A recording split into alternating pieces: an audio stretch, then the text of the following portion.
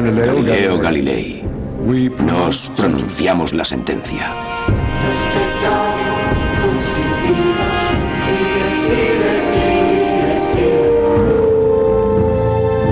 En el mundo cristiano hubo una época de discordia.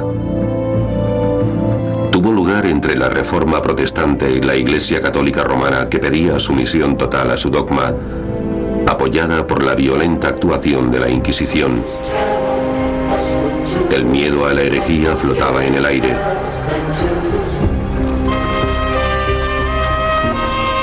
Durante esa turbulenta época, Galileo Galilei se convirtió en el científico más célebre de Europa. Estaba muy seguro de sí mismo. También era un brillante escritor, era tremendamente inteligente. Si hay alguna persona de la que se pueda decir que ha creado la ciencia moderna, ese es Galileo.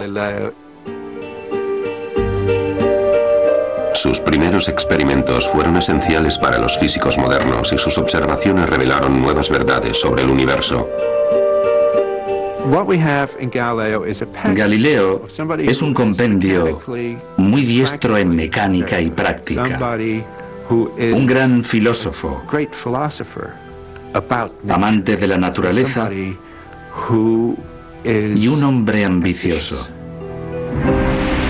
Pero la ambición llevó a Galileo a cuestionar la visión que la Iglesia tenía del mundo y revolucionó nuestro conocimiento de la astronomía.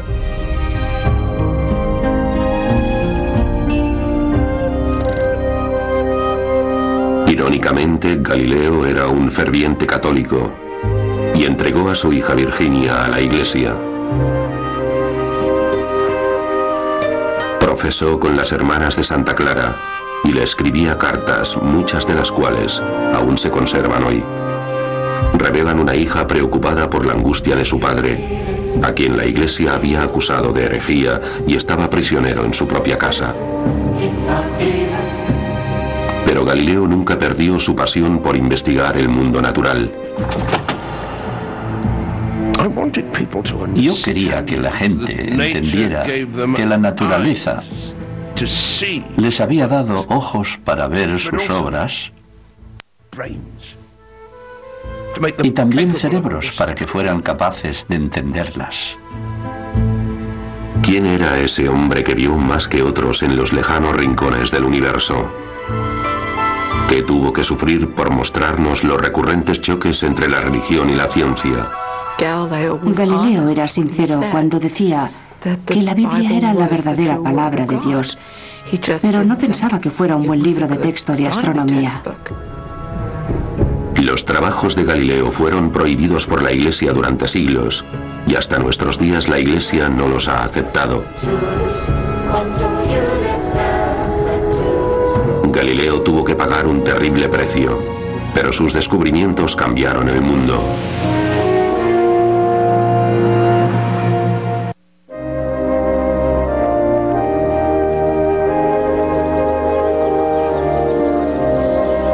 Galileo nació en un mundo en el que cada mañana se reafirmaba la creencia común de que el Sol se movía alrededor de la Tierra. Esta creencia se confirmaba porque el Sol aparecía y se ocultaba cada día. Era un concepto del universo originalmente presentado por el antiguo filósofo Aristóteles. En el centro estaba la Tierra estática, el hogar del hombre. El Sol era solo uno de los cuerpos celestes que giraban eternamente alrededor de ella. Disentir de este aceptado concepto podía ser peligroso. Una estatua del padre Giordano Bruno señala en Roma el lugar donde fue quemado vivo, por sus creencias poco ortodoxas. El Vaticano consideraba que la astronomía debía ser considerada obra de Dios. Las universidades de la Iglesia tenían 7 temas básicos que debías aprobar antes de acceder a la filosofía y la teología. Uno de esos temas era la astronomía. Estudiar las estrellas era una forma de evadirse del mundo, entrar en un mundo que era más trascendente, un mundo que era bello, un mundo que era eterno.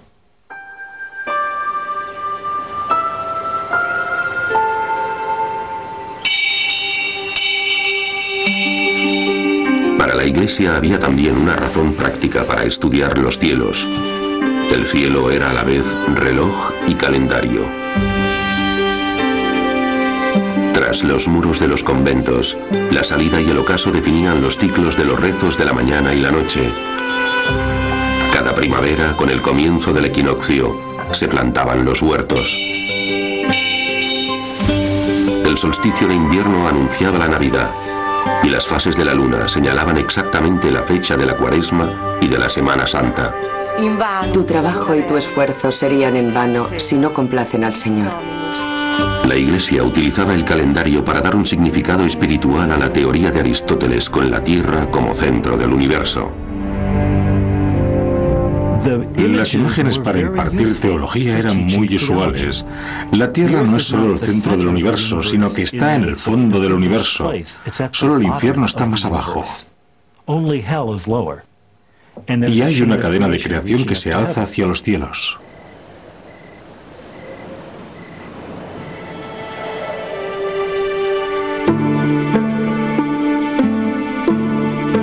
Cuando era joven, Galileo estuvo considerando la idea de ser sacerdote. Sin embargo, en 1581 ingresó en la Universidad de Pisa como estudiante de medicina. El programa educativo de Pisa había sido establecido por los jesuitas de Roma. Incluso los diagramas de los libros de texto de anatomía de Galileo tenían que ser aprobados por los jesuitas. Galileo dejó la medicina después de pocos meses y empezó a estudiar matemáticas. Entre los muchos escritos que dejó, hay un elocuente tributo al poder de las matemáticas para iluminar el mundo. Este gran libro, el universo, solo puede ser entendido si se aprende y se comprende el lenguaje y el alfabeto con el que está escrito, es decir, el lenguaje de las matemáticas, triángulos y círculos, figuras geométricas, sin las cuales sería imposible, humanamente imposible, entender una sola palabra. Sin ellas, deambularíamos por un oscuro laberinto.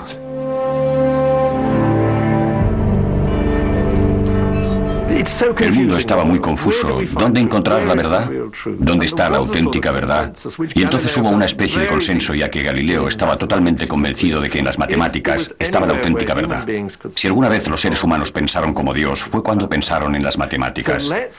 Bien, combinemos la observación precisa de la naturaleza y apliquemos esa técnica de pensamiento que sabemos que Dios utilizó con nosotros.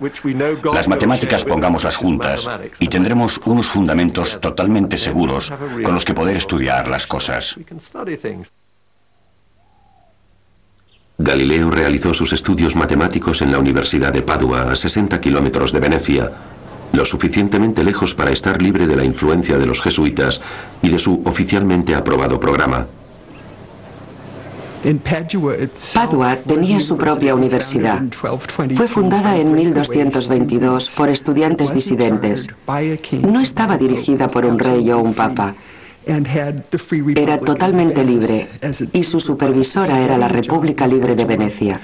Por eso, conseguir una plaza en Padua era lo más cercano a conseguir la libertad académica, tanto en Italia como seguramente también en toda Europa. La ciudad de Venecia estaba unida a Padua por un transbordador y en aquella ciudad era donde el joven profesor pasaba muchos días festivos. Galileo empezó una relación con una mujer veneciana llamada Marina Gamba. No se sabe mucho acerca de ella, pero no era de la misma categoría social que Galileo. La relación complicó su vida, pero no era algo extraño incluso entre los fervientes católicos. Sí, le gustaba divertirse. Disfrutaba del vino. Disfrutaba de muchas formas de placer. Pero eso no le convertía en un mal católico, especialmente en una época en la que incluso los papas tenían hijos ilegítimos. Galileo tuvo 3 hijos ilegítimos. La mayor, Virginia, nació en 1600. El registro de nacimientos de Padua dice que fue nacida de la fornicación, y como Galileo no se casó con su madre, nunca vivieron juntos. Creo que hubiera podido hacerlo si hubiese querido, pero su casa estaba llena de estudiantes y él trabajaba a horas intempestivas. Por eso no quiso tener en su casa a su mujer y sus hijos.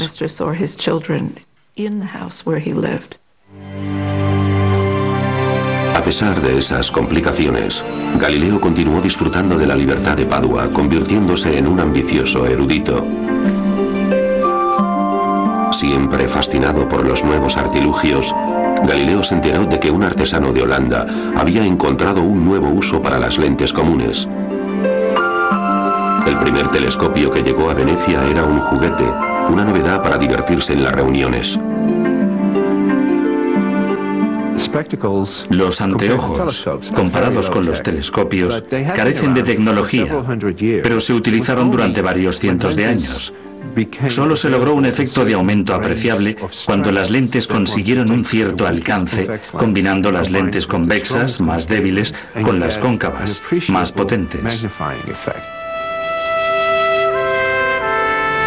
Galileo realizó algunos cambios importantes en el sencillo aparato del holandés. Recibí noticias de un nuevo invento de un fabricante de lentes de Holanda y me dediqué a modernizarlo para mi uso y hacerle unas cuantas mejoras. Galileo se percató de que el fabricante de lentes no podía proporcionarle lo que necesitaba para conseguir que el aparato fuera más potente. No eran lo suficientemente buenas y no eran potentes. Por eso, para mejorar el instrumento, aprendió por sí mismo a pulir lentes. Eso es extraordinariamente difícil, y lo era mucho más en el año 1610. Al principio, Galileo solo estaba interesado en la óptica del telescopio. Con sus propias lentes aumentó su poder de alcance. Pero sus lentes hacían algo más que aumentar. Combinando aquellas piezas de cristal, Galileo quería conseguir cambiar nuestro concepto del mundo.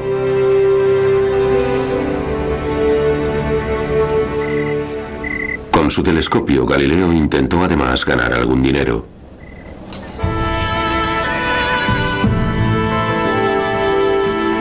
El arsenal naval de Venecia era el mayor de Europa. ¿Qué ocurriría si el arsenal avistara los barcos enemigos antes de que entraran en el puerto? ¿No sería una gran ventaja para la armada? Galileo instaló su nuevo aparato en la azotea de la Torre de San Marcos y realizó unas persuasivas demostraciones. Muchos caballeros y senadores subieron las escaleras de la altísima torre del campanario de Venecia para observar los navíos que se encontraban muy lejos y que para divisarlos a simple vista, sin mi catalejo, hubieran tenido que esperar 2 horas o incluso más.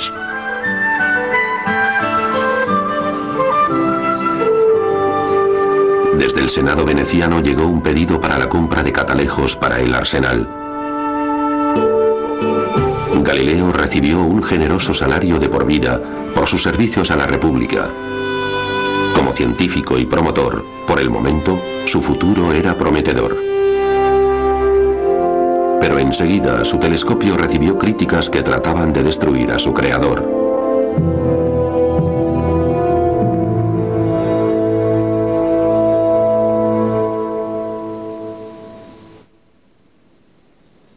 La hija de Galileo tenía solo 9 años en una cierta noche de noviembre de 1609. Esa fue la noche en que Galileo apuntó hacia la luna con su nuevo telescopio, situado tras las colinas de Padua, y empezó a dibujar lo que observaba.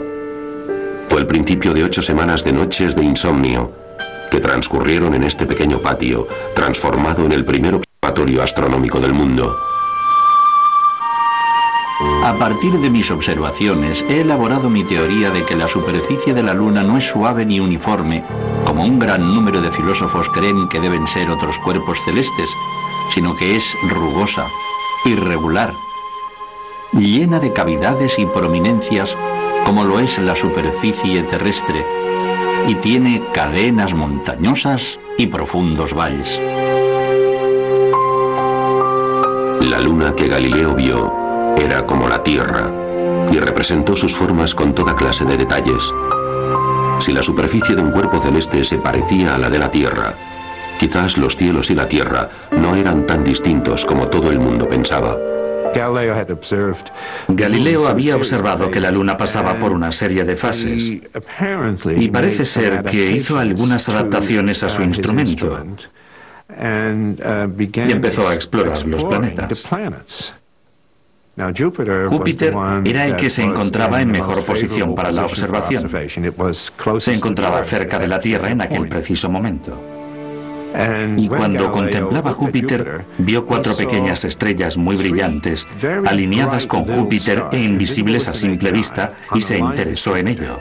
No tenía ni idea de que estuviesen ahí. Supongo que seguramente pensó que eran lo que entonces llamaban estrellas fijas. En otras palabras, lo que nosotros llamamos estrellas. Pero entonces, al ver esa interesante configuración, volvió a enfocarlas la noche siguiente. Y bien, sí, allí estaban todavía las 4 estrellas, pero su posición con relación a Júpiter había cambiado. Y así, al cabo de una semana, se dio cuenta de que lo que estaba viendo eran lunas de Júpiter. Igual que la luna gira alrededor de la Tierra, esas lunas lo hacen alrededor de Júpiter. Y hay 4. 4 planetas nunca vistos desde el principio del mundo hasta nuestros días. Esas pequeñas estrellas errantes hacen su viaje alrededor del planeta Júpiter a una increíble velocidad y con diferentes recorridos, como los hijos de una misma familia. En poco más de una semana, Galileo había descubierto los primeros nuevos cuerpos astronómicos desde los tiempos antiguos. Este hallazgo chocaba contra las creencias comunes de que los cielos giraban alrededor de una Tierra única. Por ese motivo se enfrentaría con el dogma de la Iglesia, pero por el momento Galileo se sentía eufórico. Lo publicó porque sabía que podían adelantársele. Fechamos el descubrimiento desde la primera observación de los satélites de Júpiter hasta que se dio cuenta de que eran lunas entre el 7 y el 15 de enero y salió publicado el 12 de marzo. Sidereus Nuncius, el mensajero de las estrellas, fue un entusiasta anuncio del telescopio astronómico. La primera edición se agotó en pocos días y la noticia del sorprendente telescopio de Galileo se extendió por toda Europa. Galileo se convirtió en el defensor de su nueva astronomía y de la observación científica. Pero a medida que su fama aumentaba, se volvía más arrogante. Señor, su ignorancia de la astronomía me confunde. Yo creo que si escupe usted en el suelo, verá una estrella en el brillo de su saliva.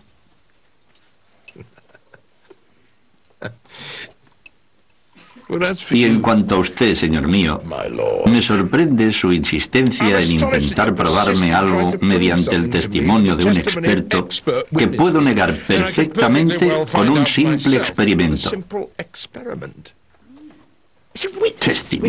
Testimonios. Mire, el testimonio tiene utilidad, por supuesto, en las materias difíciles de probar. Quiero decir, como medio de juzgar. Por ejemplo, se llama un testigo para establecer que Luigi ha apuñalado a Giovanni. Pero no se llama un testigo para determinar que Giovanni ha sido apuñalado porque él presenta una herida. ¿Lo ve usted? Porque puede comprobarse a simple vista. La modestia no era una virtud del joven profesor. Doy gracias a Dios que ha tenido a bien hacerle el primero en observar un hecho tan admirable que ha permanecido oculto a los siglos pasados.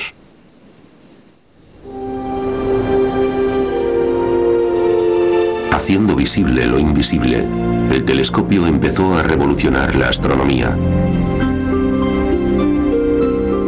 Desde tiempos antiguos, los astrónomos habían intentado estudiar el universo mediante la observación de los cuerpos celestes, llegando a la conclusión de que estaban dentro de esferas de cristal transparente, una esfera rotativa dentro de otra esfera. El astrónomo griego Ptolomeo estudió el sistema detalladamente para explicar los movimientos del Sol, la Luna, las estrellas y los planetas, todo ello a simple vista. En el centro del intrincado sistema de Ptolomeo estaba la Tierra, sólida e inmóvil. El sistema ptolemaico se representaba con ingeniosos aparatos geométricos. Hizo posible que la gente viera dónde estaban los planetas, y fue muy útil, digamos, para la astrología. Era útil si solo querías seguir el rastro de las cosas que había en el cielo, pero no era perfecto. 60 años antes de la invención del telescopio, el eminente clérigo Nicolás Copérnico se percató de que los cálculos necesarios para predecir la posición de los planetas en el cielo se simplificarían si se aceptara que el Sol, y no la Tierra, estaba en el centro del universo. Copérnico describió el Sol como sentado en un trono real, rodeado de planetas que giraban en torno a él. Estéticamente era un maravilloso sistema. Después de su libro, durante décadas, los astrónomos silenciaron sus opiniones. La razón es que no había evidencias observadas de que la Tierra se moviese. De hecho, les parecía una solemne tontería decir que la Tierra se movía. En el sistema de Copérnico, la Tierra ya no estaba quieta. Tenía dos movimientos diferentes, uno anual alrededor del Sol y otro diario sobre su eje.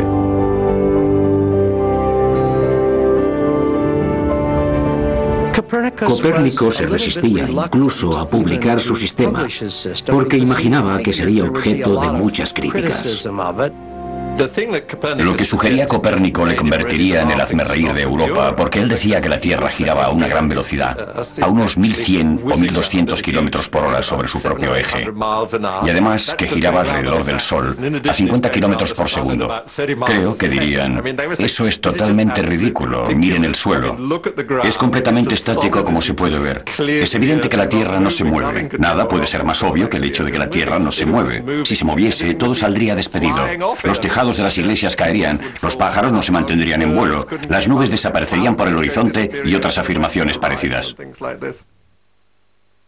Galileo había leído a Copérnico y enseguida pensó que el sistema copernicano era correcto, pero incluso con su telescopio no vio evidencias que probaran que la Tierra se movía alrededor del Sol. Primero pensó en trasladarse a Toscana, la tierra donde nació.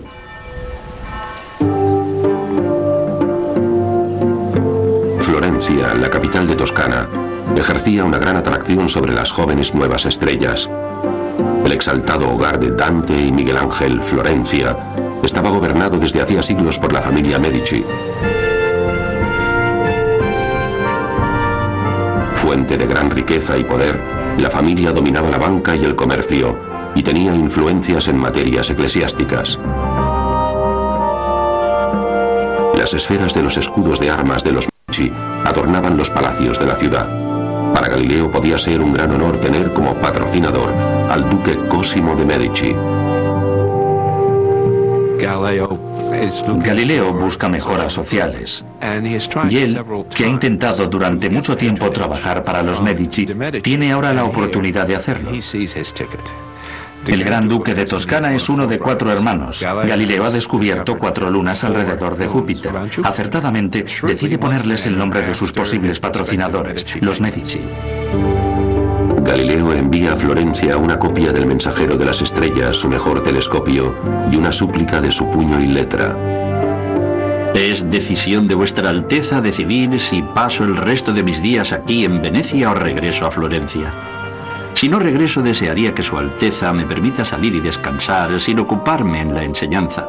Finalmente, solicito a Su Alteza que además del título de matemático, añada el de filósofo. Galileo manifestaba además su mala posición en Padua, que no tenía tiempo para la investigación, que estaba dedicado a los estudiantes y que deseaba servir a un gran gobernador y poder investigar. Unas semanas más tarde recibió una carta redactada en los despachos de los Medici en el Uffizi, invitando a Galileo a unirse a la corte de los Medici como matemático y filósofo. Allí podría estar en el centro intelectual y social de la vida de Florencia. Los florentinos tenían fama de discutir por todo, manteniendo vivos debates, y así era Galileo. Aquello le resultaba muy atractivo, y mucho más estando ligado a la corte del gran duque. Allí había amigos de Galileo que le advirtieron que en Toscana no estaría a salvo debido a sus radicales creencias, y que Venecia era más independiente del Papa, mucho más que Toscana. Los Medici eran ricos y cultos, pero también dependían de Roma. Ligados fuertemente al Vaticano, de la familia habían salido muchos papas y cardenales. No sospechaban las dificultades que traía consigo su nuevo filósofo. Galileo dejó atrás a su amante y a su pequeño hijo y colocó a su hija Virginia y a su joven hermana Livia en el convento de San Mateo de Arcetri, a las afueras de Florencia. En aquella época, en Italia, era costumbre ingresar a las jovencitas en un convento para salvaguardarlas y asegurarse de que permanecían vírgenes, aunque no estaba totalmente garantizado. Pero como Virginia era ilegítima, la probabilidad de un matrimonio era más complicada de lo que hubiera debido ser. Hubiera necesitado una gran dote y encontrarle un marido apropiado. Y Galileo no era un hombre rico.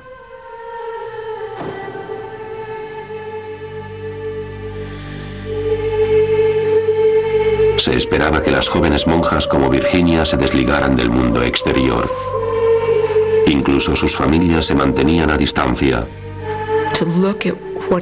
Para entender lo que sucedió con la relación padre-hija cuando Virginia tomó los votos, hay que imaginar un sentimiento de terrible pérdida, como de muerte en vida.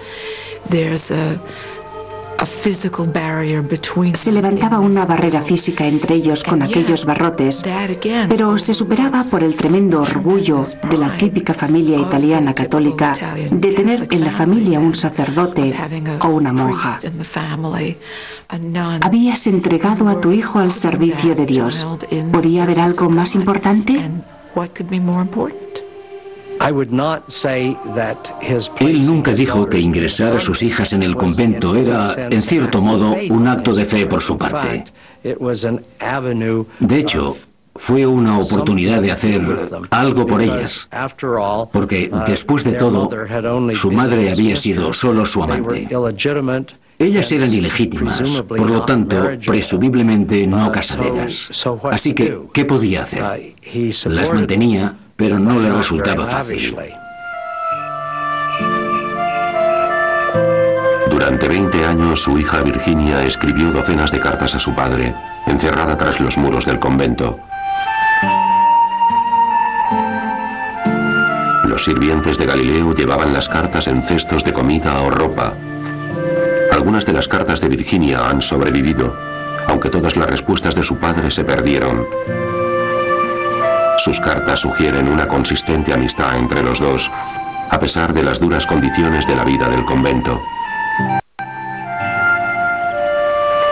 Mi ilustrísimo señor padre, mi habitación es ahora terriblemente fría y no sé cómo podré vivir en ella, señor. A menos que me enviéis alguna de vuestras ropas de cama, alguna que no necesitéis. Os envío el resto de vuestros cuellos, que he cosido. Ruego a nuestro Señor que os conceda salud y bienestar. Desde San Mateo en Arcetri, vuestra amante hija.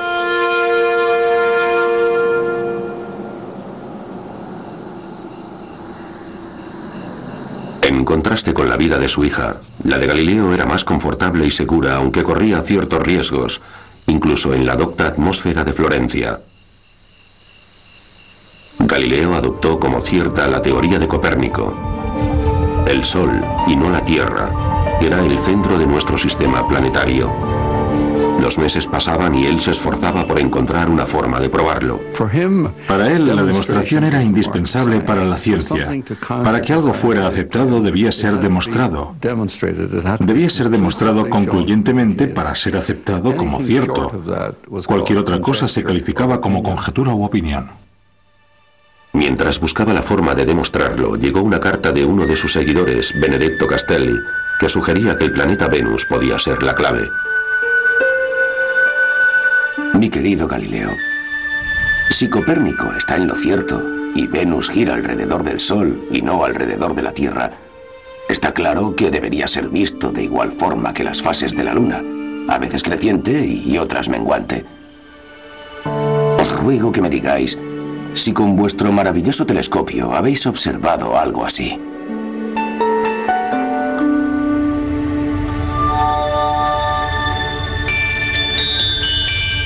A simple vista, Venus solo era un punto de luz. Pero a través de su telescopio, Galileo vio el planeta como un disco. En el transcurso de varios meses, Venus cambiaba desde un pequeño disco a uno grande y creciente. Galileo entendió inmediatamente que en un sistema con el Sol en el centro, esa fase creciente aparecía porque Venus circulaba en una órbita entre el Sol y la Tierra. Venus debía de girar alrededor del Sol y no de la Tierra. Necesariamente tengo que aceptar la teoría de Copérnico, ya que Venus gira alrededor del Sol, como hacen todos los planetas, incluyendo la Tierra. Pronto no tendremos que esforzarnos en discutir, ni siquiera débilmente, con personas cuya filosofía ha estado equivocada debido a este nuevo planteamiento del universo. Pero la discusión no había hecho más que empezar, y Galileo fue juzgado duramente por sus oponentes. Sacerdotes oportunistas de Florencia anunciaron desde sus púlpitos que Galileo estaba lanzando nuevas y peligrosas ideas. Un coro de académicos celosos, resentidos por la arrogancia de Galileo, se unieron al clamor. Galileo contaba con sus patrocinadores, los Medici, para que le protegieran. Pero esa protección empezó a debilitarse cuando la madre del gran duque Cosimo empezó a tener dudas. Uno de los jóvenes protegidos de Galileo, Benedetto Castelli, que estaba enseñando matemáticas y astronomía, fue invitado a una de las reuniones intelectuales a las que la madre de Cosimo, la gran duquesa Cristina, era muy aficionada. Y la conversación giró alrededor de los satélites de Júpiter.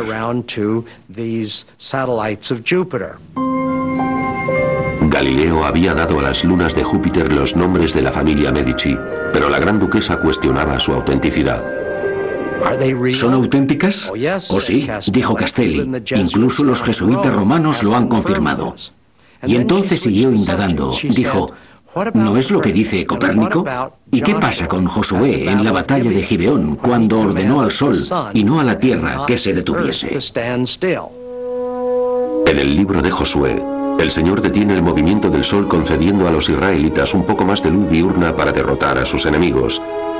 Eso y media docena de otros pasajes bíblicos parecían sugerir que era el sol el que se movía, no la tierra.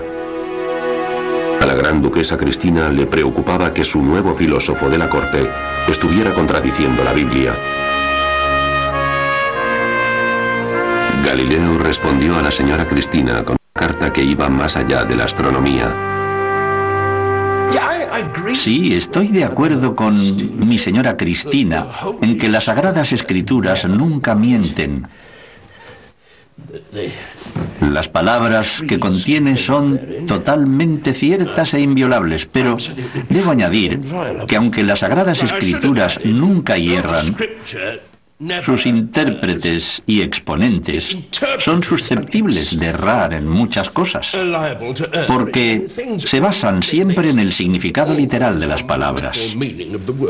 Galileo era sincero cuando decía que si la Biblia parecía decir algo diferente a lo que decía la ciencia, era porque la Biblia se interpretaba mal. Yo creo que los textos sagrados existen para enseñar a los hombres la verdad necesaria para su salvación. Pero no es necesario que el propio Dios, que nos ha dado el habla y los sentidos, el intelecto, nos diera también estas cosas. Particularmente en el caso de la ciencia, de la que no se hace la menor mención en la Sagrada Biblia. Yo creo que si las Sagradas Escrituras hubieran querido enseñar astronomía a los hombres, ¿por qué no lo han hecho? La sincera carta de Galileo a la señora Cristina intentaba resolver las discrepancias entre la ciencia y la Biblia, pero acabó siendo interpretada como un ataque a la propia Biblia. Aquella carta empezó a circular y el prelado de la localidad se asombró al leerla. Se enviaron copias a Roma y dijeron a la gente de la Inquisición: deberían investigar a Galileo, tendrían que hacer algo. Ese hombre es un hereje. Seguramente Galileo sabía lo que podía ocurrirle a los herejes cuando los cardenales de la Inquisición se organizaban para purificar a la sociedad combatiendo la herejía. Su trabajo consistía mayormente en la prohibición de libros, pero la Inquisición también tenía poder para torturar y ejecutar. Las mazmorras de Roma habían visto el fin de muchos herejes, incluyendo al infortunado Giordano Bruno, sacerdote caído en desgracia que estudiaba ciencia secretamente.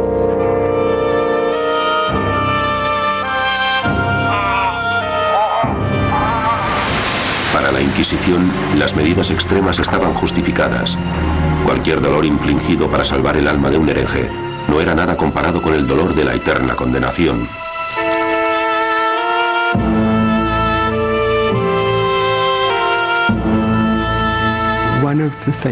Una de las cosas que querían mostrar los papistas a la Europa unida, sobre todo a los católicos, es que no se toleraba a los disidentes, que los disidentes serían perseguidos y castigados. Un hereje escocés fue quemado en la hoguera con una camisa embreada para que ardiera con llamas más brillantes. Y Bruno, a quien quemaron vivo, lo que es poco usual, porque a la mayoría los mataban antes, es uno de los muchos que fueron condenados a muerte para demostrar que había que obedecer la ortodoxia. Giordano Bruno era un sacerdote al que se consideraba un charlatán de la nueva era, que negaba la divinidad de Cristo, pero como Galileo, describió una visión del universo en la que la Tierra giraba alrededor del Sol.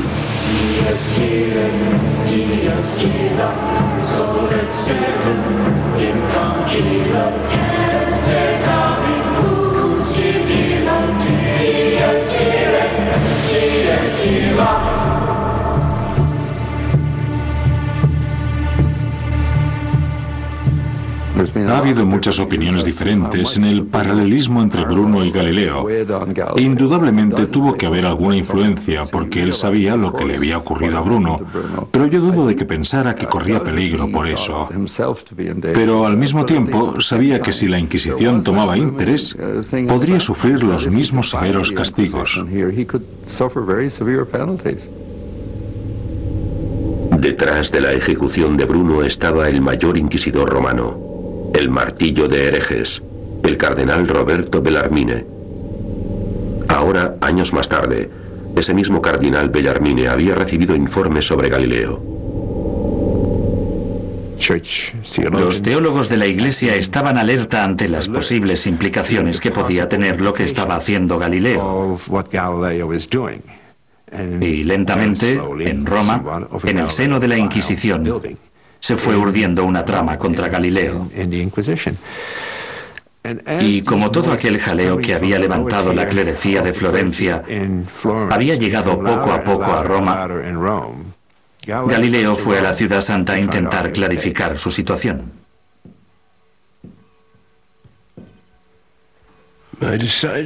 Decidí enfrentarme abiertamente, solo, ante el teatro del mundo, para dar testimonio de la soberbia verdad. Yo creía que los buenos filósofos, como las águilas, volaban solos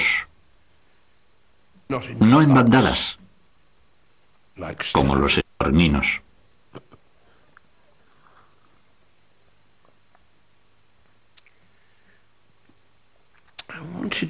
Yo quería que la gente entendiera que la naturaleza no solo les daba ojos para ver sus obras,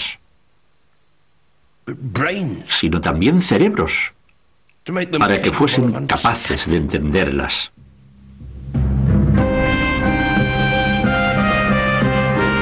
Galileo viajó a Roma el invierno de 1616.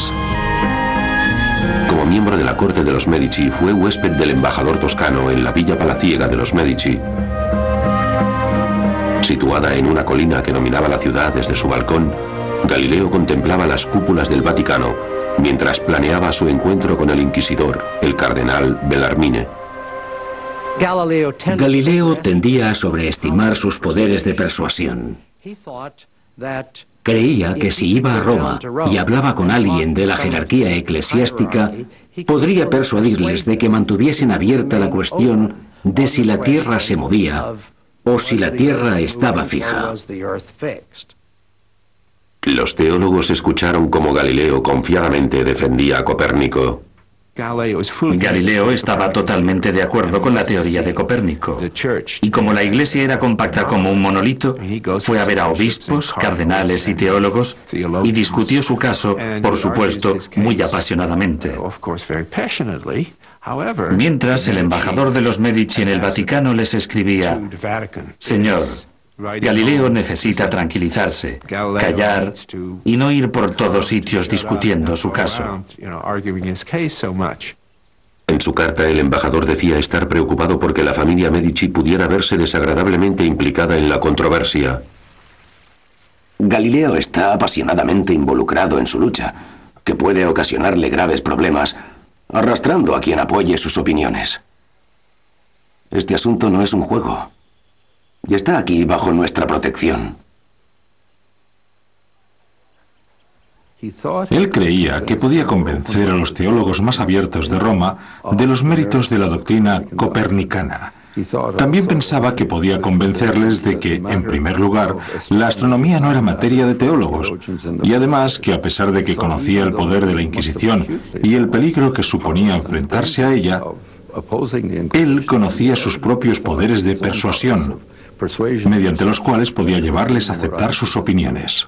Pero en cuanto empezó a hablar del sistema copernicano, se encendieron las alarmas y los conservadores, miembros de la Iglesia Católica, decidieron que había que hacer algo. Galileo aceptó de buen grado la oportunidad de presentar su caso al cardenal Bellarmine. Había oído decir que Bellarmine estaba interesado en la astronomía y le fascinaba el telescopio. El propio Bellarmine, que empezaba a interesarse por la ciencia y progresaba en ella, se percató de que había ciertos aspectos de los descubrimientos científicos que chocaban con la ortodoxia y de que la ciencia podía interferir con la teología. Y en ese momento decidió abandonar sus propias investigaciones científicas. Hizo su elección y optó por la piedad en vez de por la curiosidad por la ciencia, que nunca creyó que diera soluciones satisfactorias. Eso puede explicar la virulencia de su persecución contra lo que él percibía como herejías científicas.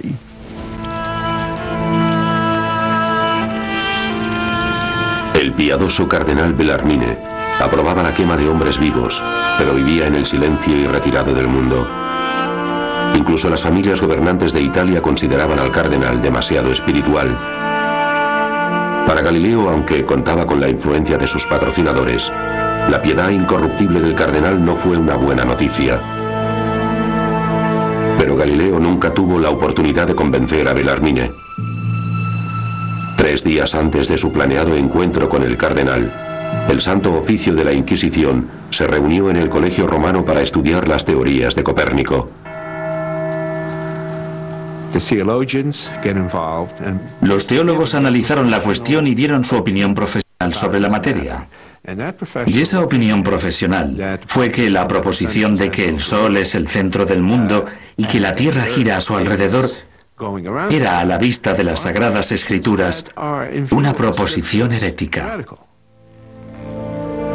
La votación fue de 11 contra 0. La hipótesis de que la Tierra se movía era loca y absurda.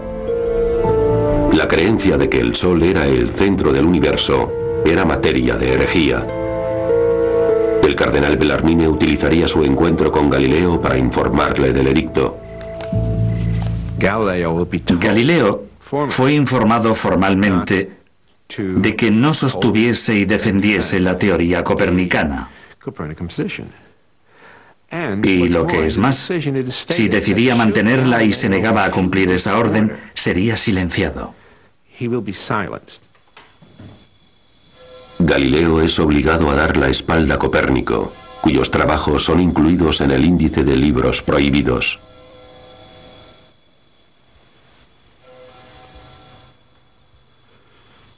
Cuando los teólogos estaban totalmente decididos a prohibir el libro de Copérnico, yo mantuve que estaba en lo cierto. Entonces aquellos doctos caballeros prohibieron su obra, declarando sus opiniones falsas y contrarias a las Escrituras.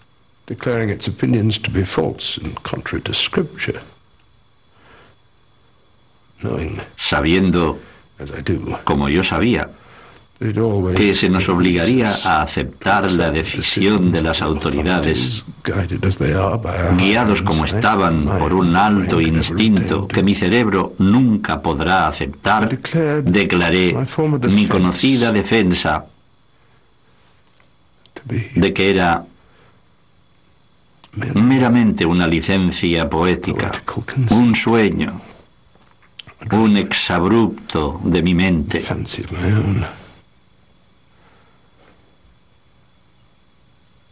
Una quimera.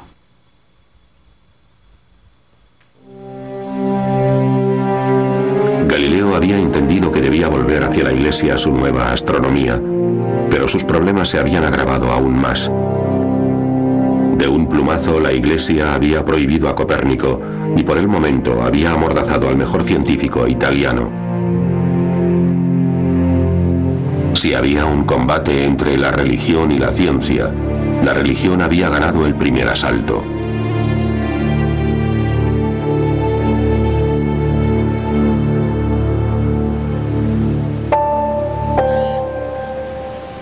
Pocos meses después de su encontronazo con la Iglesia, la hija mayor de Galileo abrazó uno de los más antiguos rituales.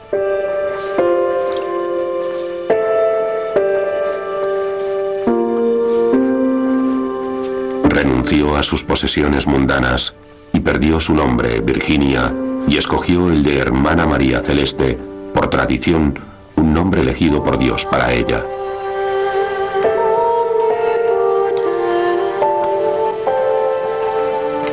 Vuoi consacrarti e solennemente come sposa al nostro Signore Gesù Cristo?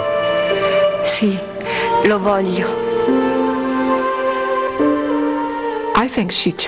Yo creo que ella escogió su nombre por su padre, María Celeste, porque estaba muy interesado en las estrellas. Por supuesto, debía ser un nombre apropiado para una monja, que debía ser elegido en un contexto absolutamente religioso y consentido. Pero a la vez tenía una doble intención, ya que ella era muy inteligente, y yo creo que ella lo planeó así. Questa tua serva, sorella nostra. Io, Suor Maria Celeste, a lode e gloria di Dio, mi affido con tutto il cuore a questa famiglia religiosa. In nomine Padre et Filii et Spiritus Sancti. Amen.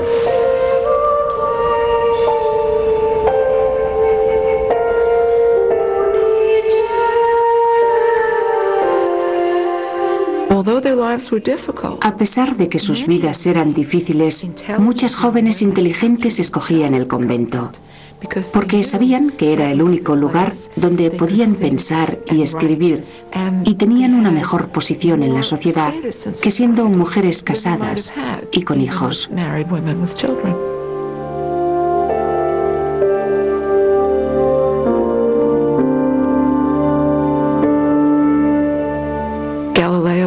Galileo era un buen católico y por eso no tenía interés en luchar contra la Iglesia. Lo que él quería desde que empezó a apoyar públicamente a Copérnico era intentar que la Iglesia entendiera la teoría,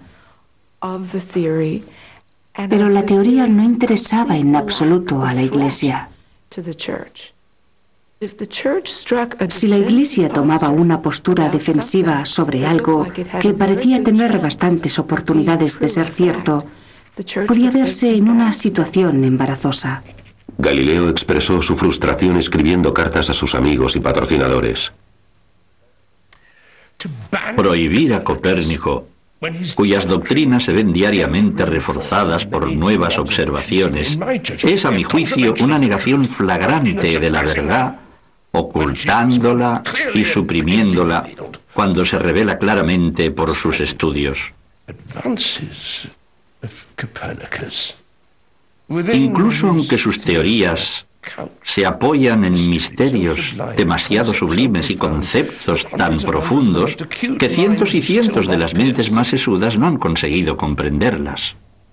El cardenal Bellarmine le había cerrado las puertas a Copérnico, pero su filosofía había dejado un pequeño resquicio que aumentó la curiosidad de Galileo. El cardenal Bellarmine había expuesto que la Iglesia podía cambiar de opinión, pero solo si se presentaba una prueba fehaciente de que la Tierra giraba alrededor del Sol. La Iglesia no aceptó la afirmación de Galileo que decía que las fases de Venus probaban que el Sol es el centro del universo. Entonces se dedicó a buscar una prueba física de que la Tierra se movía. Desde su época de niño en Venecia, donde el nivel de las aguas subía o bajaba varios metros en un día, Galileo había desarrollado un gran interés por las mareas. Haciendo que las aguas fueran hacia adelante y hacia atrás en un contenedor en movimiento, Galileo razonó que la Tierra, como una gigantesca vasija que giraba sobre su eje, podía causar la subida y la bajada 2 veces al día. Creía que los movimientos de una masa de agua como el Mediterráneo podían ser la prueba de que la Tierra se movía. Comprender que el agua contenida en la cuenca mediterránea se comportara como lo hacía sobrepasaba mi imaginación y quizás la de cualquiera que no ahondara más profundamente en esas reflexiones. Como dijo Aristóteles, después de observar las mareas durante mucho tiempo desde los acantilados, sumergiéndose en el mar, en un ataque de desesperación, destruyéndose a sí mismo deliberadamente por tal misterio. En aquellos momentos estaba muy confiado. De hecho, en 1616 ya había redactado un tratado sobre las mareas que había entregado a algunos cardenales, en los que decía que eran la prueba física real de que la Tierra se mueve. Él pensaba entusiasmada y apasionadamente que allí estaba la prueba para demostrar los movimientos de la Tierra, los movimientos de las mareas. Ahora sabemos que eso es incorrecto, pero él pensaba que era así. Aquella vez, la intuición le había fallado a Galileo. Aunque la conexión entre las mareas y las fases de la Luna han sido observadas durante siglos, Galileo rechazó la idea. Para él, la idea de que la Luna podía influenciar en sucesos terrestres era cosa de la astrología o del ocultismo. La búsqueda de la prueba de la rotación de la Tierra se prolongó durante 200 años.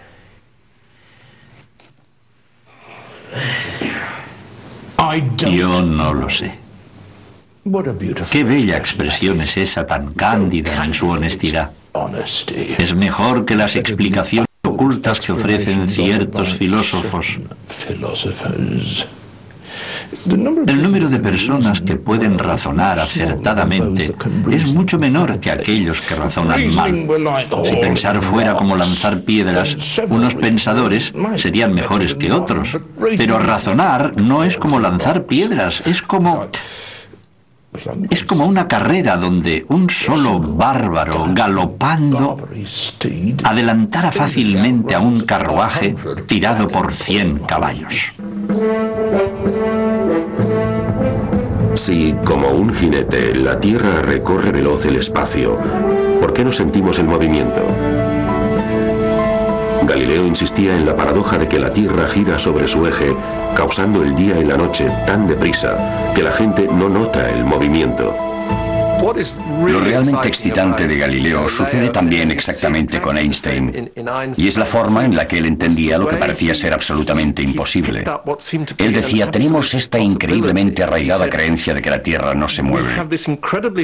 Todo lo que nos dicen nuestros sentidos es que la Tierra no se mueve, y sin embargo Copérnico tiene esos fuertes argumentos astronómicos que dicen que la Tierra se mueve. Entonces Galileo dice, bien, eso realmente nos dice que hay algo oculto y muy profundo en las obras de la naturaleza.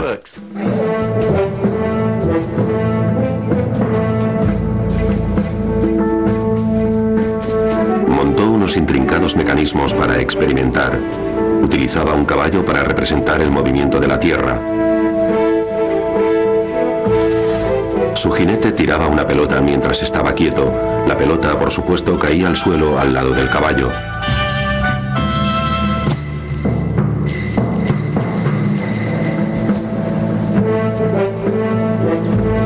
Pero, ¿qué sucedía si el mismo jinete tiraba la pelota con el caballo a galope tendido?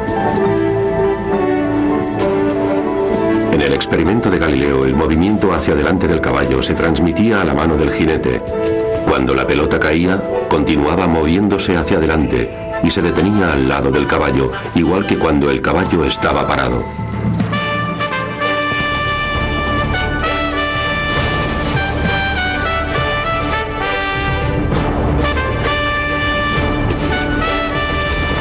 Para Galileo, cuando el caballo y la pelota llevaban la misma velocidad, es como si el movimiento no existiese. Si la Tierra se movía, nosotros nos movíamos con ella y no éramos conscientes de su movimiento. Aquí vemos una especie de principio de la teoría de la relatividad que dice que si te mueves con la Tierra, todo se mueve con ella. No solo es el movimiento de la Tierra, sino cualquier movimiento, y sin embargo no se aprecia. Fue probablemente el primer gran experimento en física. De hecho, él tenía mucha confianza en el resultado, e incluso ni siquiera se molestó en mostrar su experimento para demostrar que tenía razón. A pesar de sus problemas con la Iglesia, Galileo continuaba siendo apoyado por los Medici. Se mudó más cerca de su hija, a una villa en las colinas de las afueras de Florencia. Florencia está rodeada de suaves colinas, y Arcetri, como las demás, era un lugar donde las familias acaudaladas de Florencia tenían sus villas. También había muchas granjas y conventos. Era relativamente difícil vivir en la ciudad. Y como la hija de Galileo estaba en un convento de la zona, le buscó a su padre una granja cerca de ella, que tenía campos de cultivo y producía aceite de oliva. Su hija le dijo que también podía producir vino, pero que no debía beber demasiado. María Celeste es extraordinaria en todos los sentidos. Ella vive en clausura, está alejada del mundo y sin embargo está enterada de todo. Del estado del mercado, de la alimentación, de los pequeños asuntos, de la lavandería. Nunca perdió el buen sentido de ser una obediente hija italiana. A causa de su edad, Galileo se quejaba de varios achaques. A mí el aire de Florencia me parece muy frío, helado. Fatal para mi cabeza y el resto de mi cuerpo. Estreñimiento, pérdidas de sangre, resfriados. Desde hace 3 meses estoy realmente desesperado.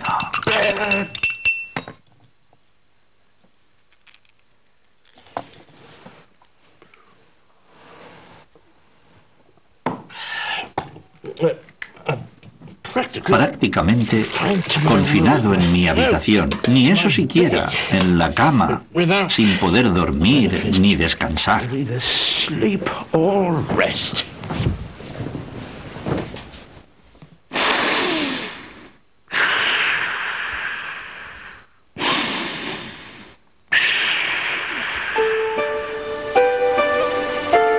De alguna forma, las necesidades de Galileo, sus enfermedades, sus intereses, eran conocidos por su hija tras los muros del convento. Ilustrísimo señor padre, por favor, no olvidéis las graves condiciones en las que os encontráis y cuidaos más que a vuestro jardín. En esta época de Cuaresma, solo os pido un sacrificio. Hacedlo por mí. Por una vez, privaos del placer de vuestro huerto. Los sacrificios y el agotamiento eran condiciones que la hermana María Celeste conocía muy bien. El convento en el que Virginia se convirtió en María Celeste era un convento especialmente pobre. Siendo un convento de las pobres clarisas, tenía, por supuesto, voto de pobreza. Era su estilo de vida, la forma de vida que habían elegido.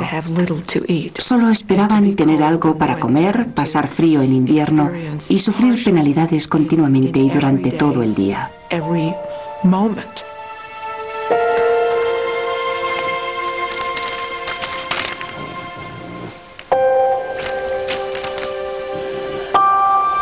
Señor, os aseguro que nunca caigo en el aburrimiento, porque creo que el hambre me causa tal vacío en el estómago que hace que ni siquiera duerma profundamente.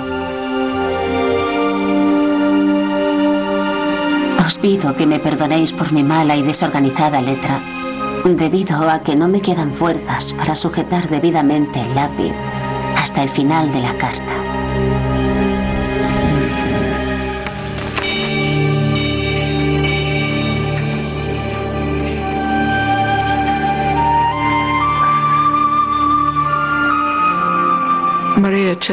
María Celeste tenía una brillante personalidad. Estaba en un lugar sombrío. Incluso una monja había intentado suicidarse en aquel convento.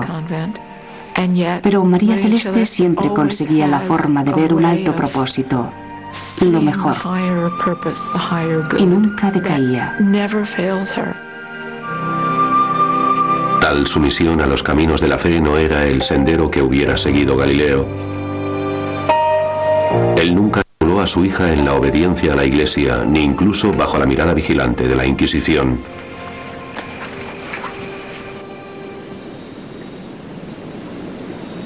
La Iglesia enseñaba que todos los cuerpos celestes eran inamovibles y prístinos, pero el telescopio de Galileo continuaba revelando un cosmos bastante diferente a la verdad oficial. Incluso en la brillante superficie del Sol, Galileo observó zonas oscuras que llamó manchas solares. Por supuesto, no sabía que aquellas manchas eran tormentas magnéticas, pero sus descripciones eran notablemente acertadas. Las manchas solares se generan y desaparecen durante largos y cortos periodos. Algunas se condensan y otras se expanden día a día. Cambian de forma y algunas son irregulares. Deben de ser enormes, aún produciéndose en el Sol o muy cerca de él. Galileo mantuvo una discusión con un matemático jesuita alemán llamado Christoph Scheiner acerca de la naturaleza de las manchas solares. El alemán decía que las manchas eran pequeños satélites que giraban alrededor del Sol, mientras que Galileo aseguraba que aquellas manchas estaban en la superficie del Sol o muy cerca de él y que eran quizás una especie de nubes. Si el jesuita tenía razón y las manchas eran satélites independientes, entonces la superficie del Sol se mantenía impoluta, como decía la doctrina. Las manchas solares tienen una apariencia muy irregular, y si pueden verse, entonces el argumento de que son satélites del Sol se convierte en algo absurdo. Y entonces Galileo planeó cuidadosamente la publicación de sus anotaciones sobre las manchas solares, todas ellas orientadas convenientemente. Pueden verse de un día para otro. Nacen en el Sol y mueren allí. De repente, en medio del Sol, aparece en un solo día una pequeña mancha y al día siguiente ha crecido y sigue creciendo más y más. Y lentamente va disminuyendo. Se veía claramente que eran manchas en el Sol, que eran de forma irregular, por lo que era imposible que fueran satélites. Era un ensayo visual en el que se representaba el movimiento ininterrumpido de las manchas solares. Galileo dibujó los movimientos de las manchas, registrando los cambios diarios sobre la superficie del Sol. Los continuos movimientos de las manchas sugerían que quizás el Sol giraba sobre su eje.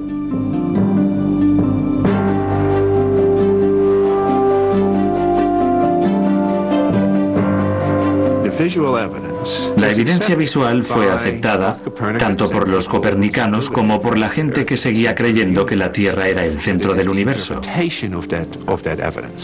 Pero en la interpretación de aquello, de la evidencia, se ve cada vez más claramente que aquellos astrónomos conservadores insistían en ello, porque si aseguraban que eran satélites del Sol, podían seguir diciendo que el Sol era impoluto.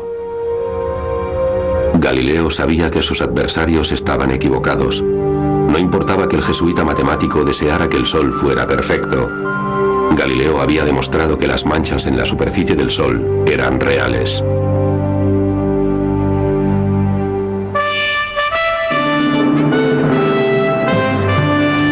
Siete años después de que la Inquisición prohibiera a Copérnico, Galileo supo que un nuevo papa había ascendido al trono de San Pedro. El colegio cardenalicio había elegido a un miembro de una prominente familia toscana, un hombre a quien Galileo consideraba un amigo.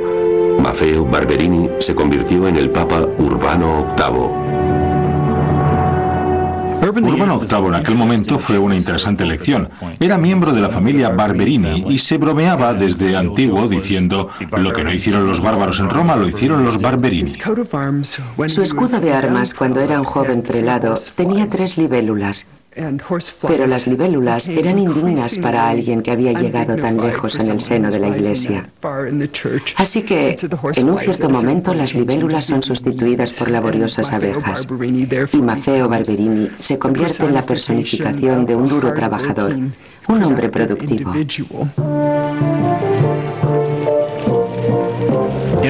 Todo lo que ves son signos del bello renacimiento de Roma, que se había comenzado, continuado e inspirado por lo que Urbano VIII había hecho. Al final de la Vía Véneto hay una fuente con 3 abejas Barberini, que te recuerdan que el Papa te dio la fuente y también te recuerdan que no puedes holgazanear alrededor de la fuente. Debes hacer como las abejas, producir miel. El nuevo papa era un gran admirador de Galileo. Había escrito poemas a Galileo. Y de repente parece que la situación iba a cambiar respecto a la de 1616. Cuando la noticia del nombramiento del nuevo papa llegó al convento, María Celeste esperaba que terminara el silenciamiento hacia su padre por parte de la Iglesia. Galileo le hizo llegar secretamente una carta de su viejo amigo, el Papa. Padre, la felicidad que he sentido por la carta que os ha escrito el Sumo Pontífice ha sido indescriptible. Expresa claramente el afecto que ese gran hombre siente por vos. La he leído y releído, saboreándola en privado. Y ahora os la devuelvo, tal como habéis insistido, sin mostrársela a nadie.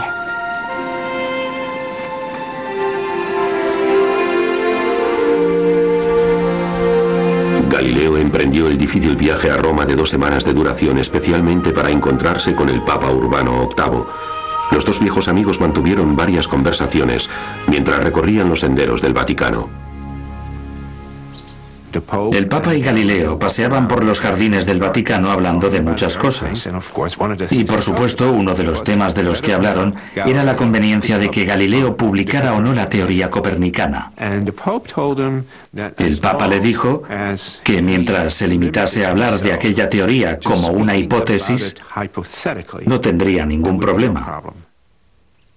Mientras la idea de Copérnico de que la Tierra se movía alrededor del Sol se presentase como una hipótesis, aunque la teoría se enfrentase a otras, Urbano VIII permitiría que se debatiese. Galileo salió de aquellas reuniones con el sentimiento de que era el momento de escribir su gran libro de cosmología que proyectaba desde 1610.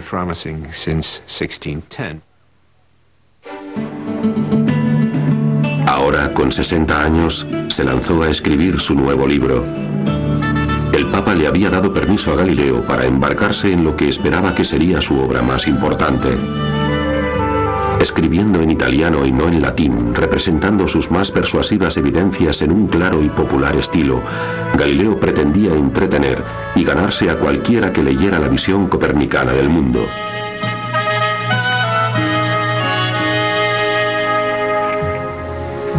Las cartas de María Celeste sugieren que su padre le permitió leer su manuscrito aún no completado.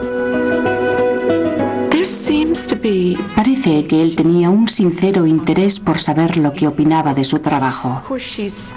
Por supuesto, ella siempre se rebajaba. Siempre le decía: me gustaría leer lo que estáis escribiendo. Si creéis que puedo entenderlo, y por supuesto, os prometo no hablar con nadie de ello.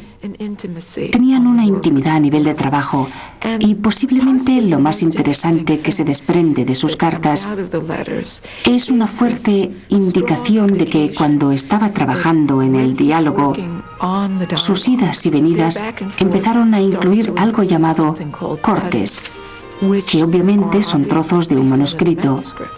Y parece que ella es quien realmente preparaba el manuscrito.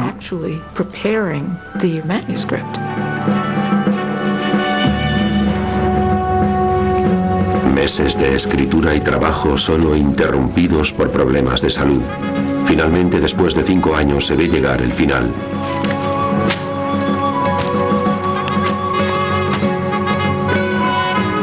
Por la gracia de Dios estoy en el buen camino. El libro será bastante largo y lleno de novedades que presento en forma de diálogos para que no resulte afectado ni aburrido.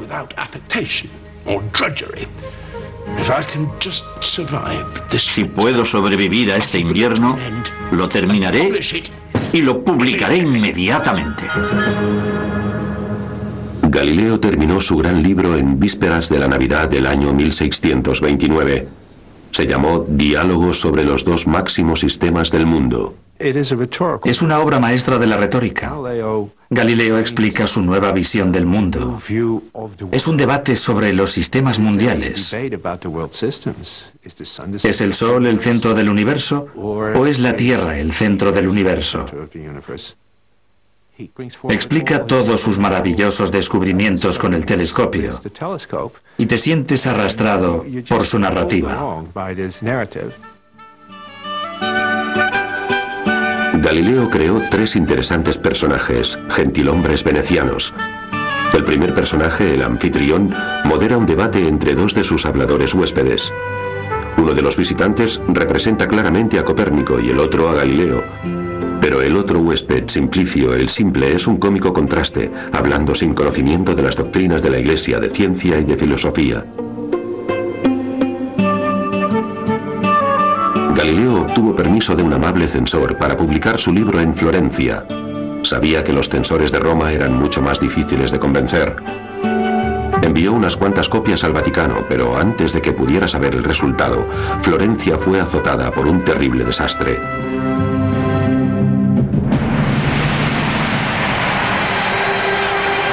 En 1630 la peste bubónica asoló toda Toscana.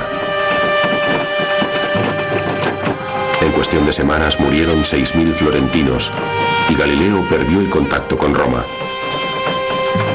Cada noche, cuando las puertas de la ciudad se cerraban, las carretas recogían los cadáveres. Los médicos deambulaban por las calles con mascarillas rellenas de paja para protegerse del contagio.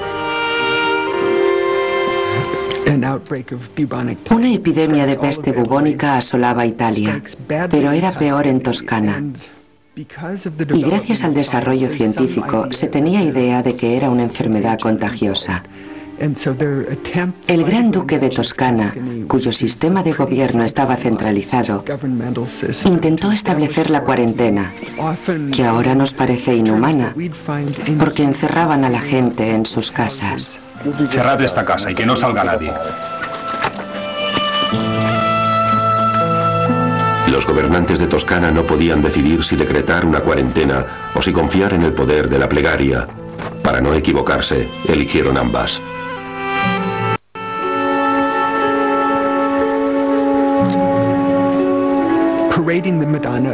Sacaban en procesión a la Virgen de la Impruneta por toda la ciudad para invocar la ayuda divina.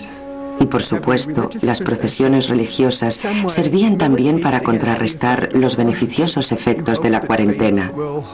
Esperaban que la fe consiguiera vencer las leyes naturales. El maestro de salud pública solicitó la ayuda del convento de María Celeste.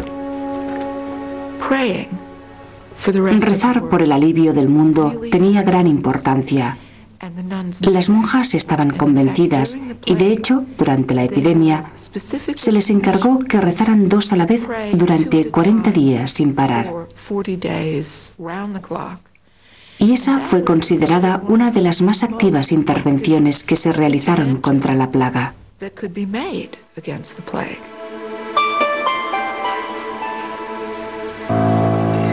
María Celeste estaba muy preocupada por su anciano padre. Como era la boticaria del convento, preparó una medicina para él, esperando que le protegiese de la infección. Poned vuestra fe en este remedio, señor. Está mezclado con miel. Tomad cada mañana una dosis del tamaño de una nuez, seguido de un sorbo de vino griego. El maestro de salud pública asegura que es una maravillosa defensa. Por favor, tomadlo como precaución para protegeros del contagio.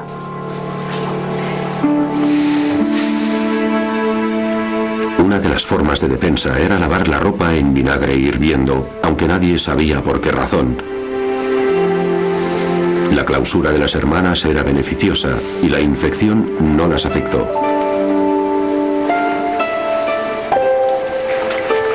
La primavera siguiente, la epidemia había remitido lo suficiente como para permitir unas limitadas comunicaciones con el resto de Italia. Durante meses, Galileo no había tenido noticias de los censores romanos. ¿Se había perdido su manuscrito durante la cuarentena? ¿Habían robado su obra? El censor florentino había aceptado el libro, pero Galileo necesitaba la aprobación de Roma. El editor me ha dicho que más de una vez se le han llenado los ojos de lágrimas cuando lo estaba leyendo y que espera que se me conceda el permiso para la publicación del libro. Sin embargo, está olvidado en un rincón y mi vida se apaga lentamente.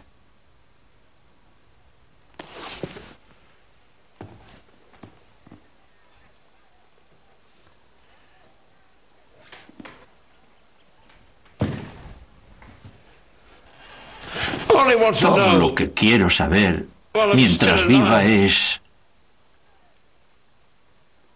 ¿cuál es el destino de todo mi duro trabajo?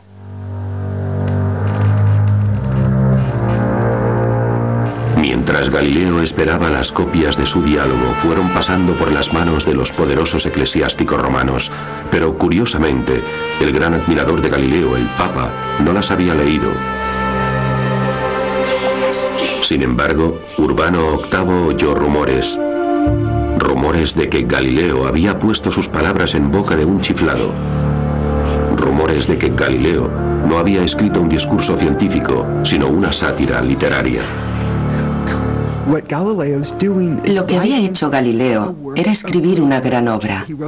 La había escrito como si se tratase de un diálogo, y era tanto una obra científica como literaria, y esperaba que los eruditos, cosmopolitas y progresistas padres de la Iglesia la apreciasen, olvidando quizás que en el fondo de esa hermosa y retórica producción, ellos verían un grave insulto. Determinaron que había puesto las palabras del Papa en boca de alguien simple, que si Dios hubiera querido hacer el universo de otra forma, de cualquier otra forma, si hubiera querido hacerlo aparecer de forma diferente, lo hubiera hecho. Y además, ninguno de esos argumentos acerca de si el Sol es el centro o si lo es la Tierra pueden ser definitivos. Unos años antes, cuando había estado recorriendo los jardines del Vaticano con Galileo, el Papa había argumentado lo mismo, diciendo que la obra de Dios está más allá de la comprensión humana.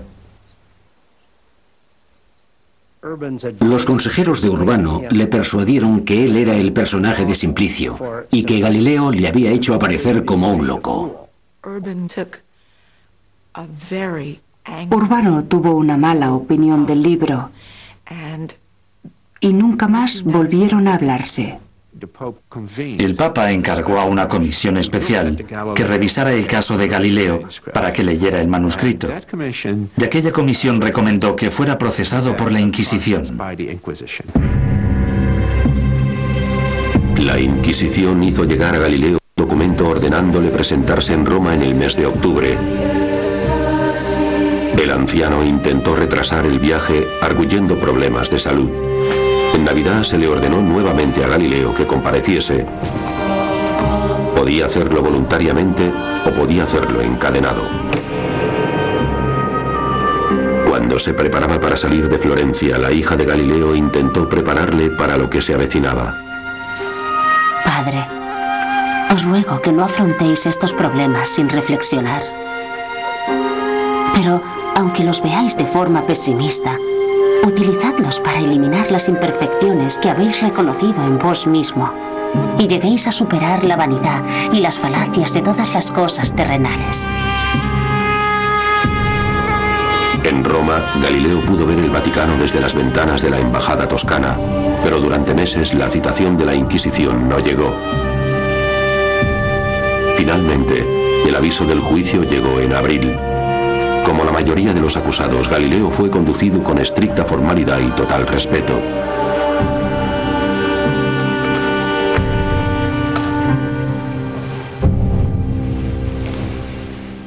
Galileo, hijo del finado Vincenzo Galilei, florentino, de 70 años de edad, ¿juráis decir la verdad? Galileo Galilei, ¿por qué medios y cuánto habéis tardado en llegar a Roma? ¿Cómo?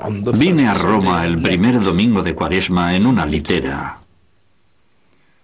Decidnos si sabéis o intuís la razón por la que se os ha ordenado venir. Imagino que se me ha ordenado presentarme ante el Santo Oficio para dar cuentas de mi libro recientemente publicado. Decidnos, si se os muestra el libro, ¿reconoceríais que es vuestro? Yo espero que sí. Si me lo muestran, creo que sí. Creo que lo reconocería. Se le ha mostrado un libro impreso en Florencia en el año 1632 con el título Diálogos por Galileo Galilei, etc. Y cuando lo ha visto e inspeccionado ha dicho: conozco perfectamente este libro y reconozco que es mío. Y reconozco que todo su contenido ha sido escrito por mí.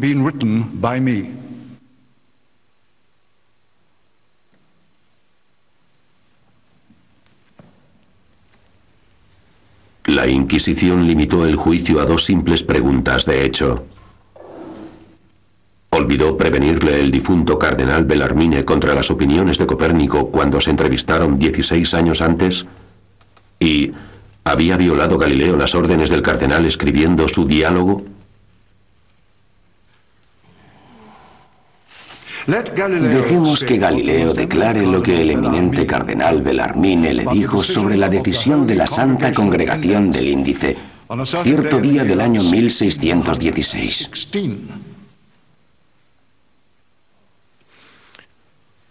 El señor cardenal Bellarmine me informó de que la teoría de la estabilidad del Sol y el movimiento de la Tierra era considerada repugnante por las Sagradas Escrituras.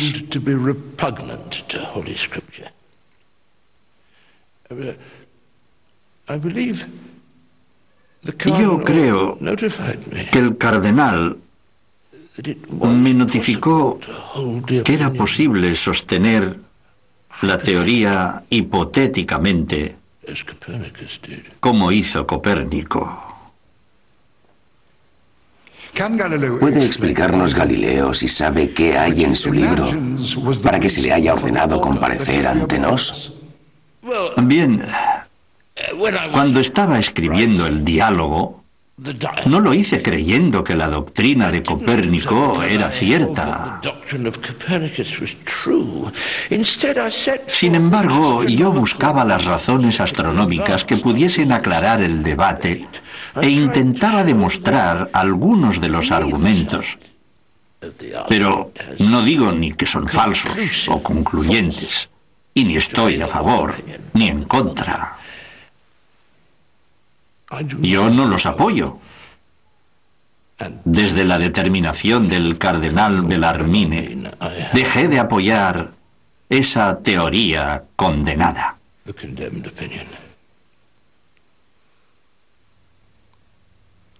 Quien lea el diálogo puede comprobar que la defensa de Copérnico era, sobre todo, el principal argumento del libro. El personaje de Simplicio, imitando las palabras de Urbano VIII, era realmente más satírico que científico. Galileo se forzó a una posición de falsa humildad, aunque la humildad nunca fue una de sus virtudes. Con todo respeto al tribunal, he releído recientemente mis diálogos después de 3 años y libremente concedo que en varios lugares un lector ignorante de mis verdaderos propósitos puede suponer varios argumentos que pueden sugerir una auténtica convicción por mi parte. Mi error, lo confieso, fue por ambición, por la natural inclinación de muchos hombres a analizar las cosas que no hacen otros, a mostrarse a ellos mismos más diestros que otros hombres y exponer argumentos a favor de proposiciones, incluso siendo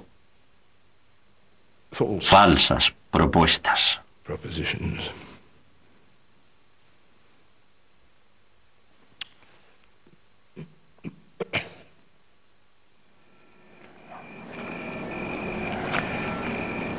Galileo fue conducido a una pequeña habitación en el Palacio de la Inquisición. Parecía estar claro que su diálogo sería prohibido. La pregunta era ahora cuál sería el castigo que se le pondría a Galileo. Rápidamente se llegó a la cuestión técnica.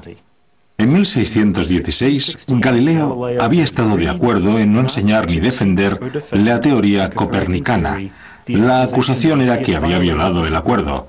Y Galileo dijo: no, yo no he violado el acuerdo, como podréis ver cuando leáis el final del libro. Yo me pongo a favor de la posición de la Iglesia y solo expongo esos otros argumentos como tema de discusión. Bien, cualquiera que lea el libro lo comprobará.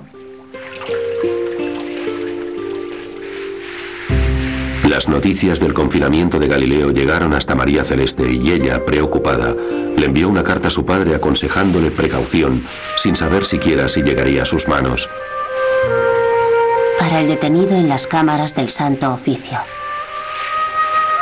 No he hablado con nadie de esos problemas, guardando para mí las desagradables noticias.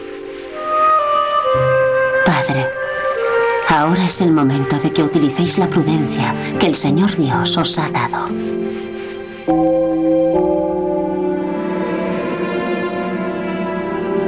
El camino que siguió Galileo hasta la sala donde oiría su sentencia cruzaba el claustro de Santa María sopra Minerva.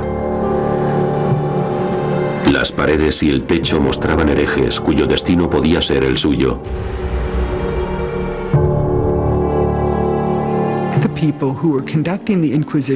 La gente que dirigía la Inquisición esperaba que cualquiera que acudiera al tribunal viese aquellas escenas de gente que habían muerto en la auténtica fe. Que se dieran cuenta de que podían utilizar su coraje de mártires para enfrentarse a su propia causa, enfrentándose a su herejía y aceptar su castigo con la conciencia limpia, porque eso suponía volver a la ortodoxia.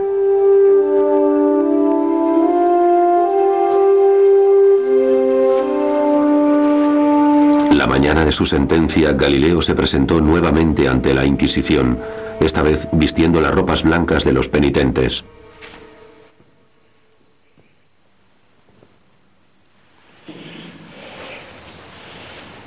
Dictamos sentencia. Nos os declaramos, Galileo Galilei, por razón de las materias expuestas en este juicio que habéis presentado vos mismo ante el tribunal de este santo oficio, como altamente sospechoso de herejía, mayormente por haber apoyado y creído una doctrina que es falsa y contraria a las Escrituras, que el sol es el centro del mundo y que no se mueve. That the earth is not the center of the world and does move. We condemn you to Este santo oficio os condena a prisión. this holy office at our pleasure.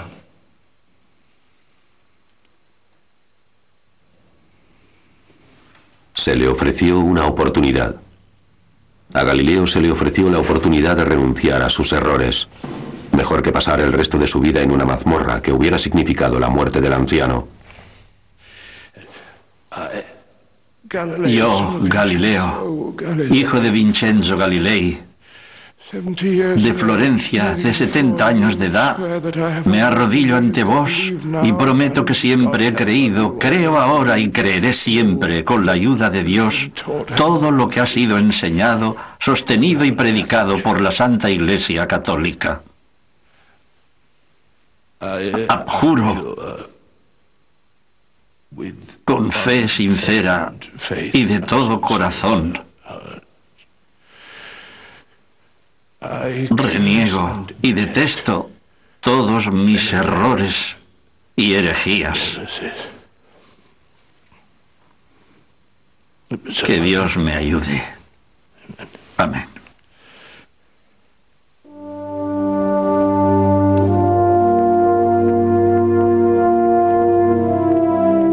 El juicio de Galileo había terminado. Esperando en la embajada toscana, estuvo varios meses sin saber si se le permitiría volver a su casa.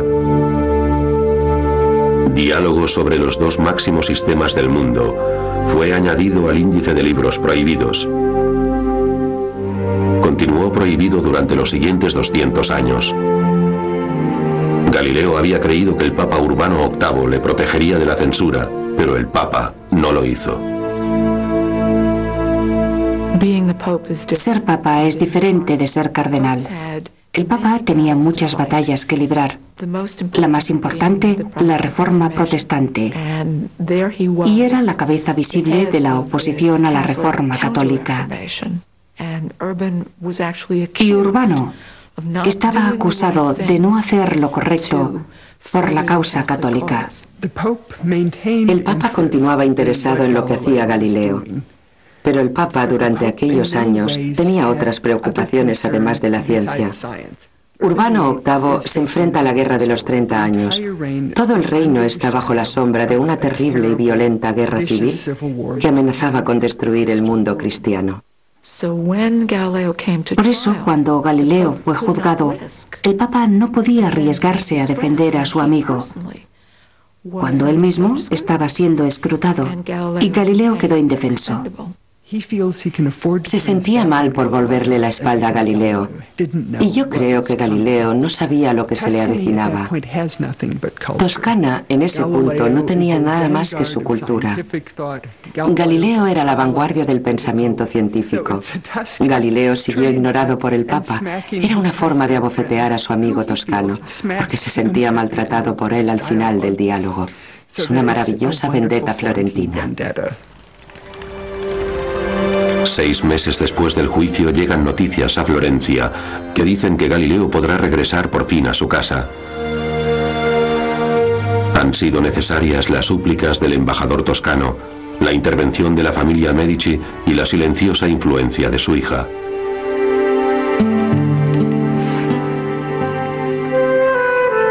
Estamos esperando vuestra llegada con gran impaciencia y nos alegramos de ver que el tiempo es bueno para el viaje. Señor, mi alegría es tan grande como inesperada.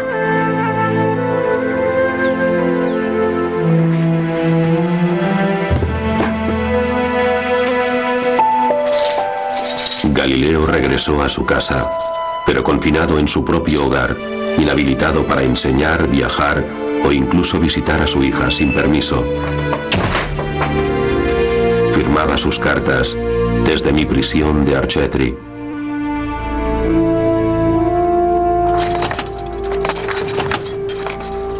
Estaba bajo arresto domiciliario. No podía moverse sin autorización y no podía hacer nada, porque lo que deseaba hacer no estaba dictado por la Iglesia. No hace muchos años,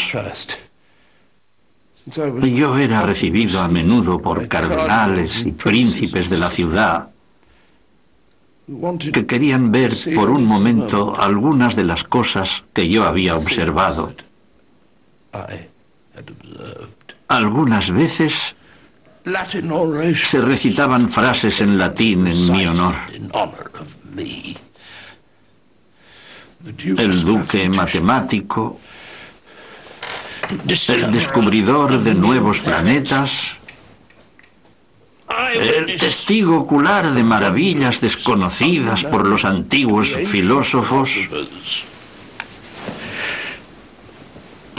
Pero ahora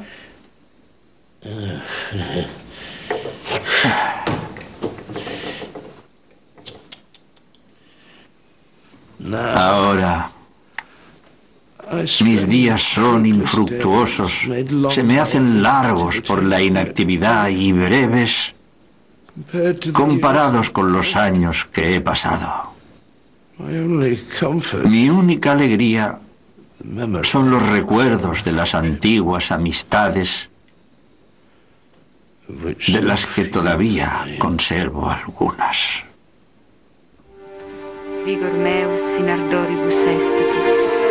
Se ordenó a Galileo que rezara oraciones de penitencia cada semana. A pesar de su enfermedad, María Celeste se responsabilizó y le libró de su obligación. He obtenido permiso para cumplir vuestra sentencia, Señor. Me he responsabilizado de vuestra obligación de rezar cada semana los 7 salmos y ya he empezado a cumplir ese requerimiento.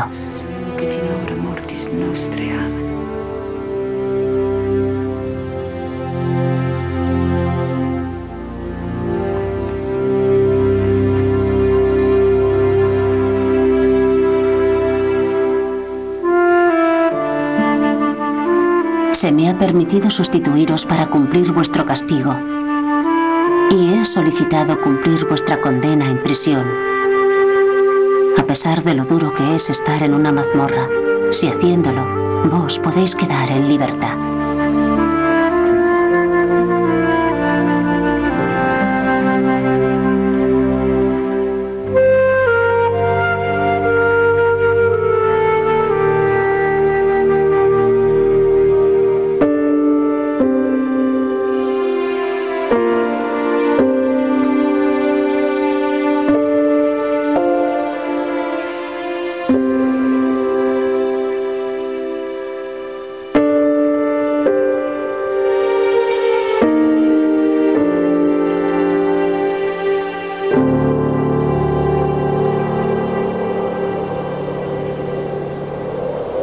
A pesar del consuelo de sus cartas, las condiciones físicas de María Celeste se deterioraron durante la larga ausencia de su padre.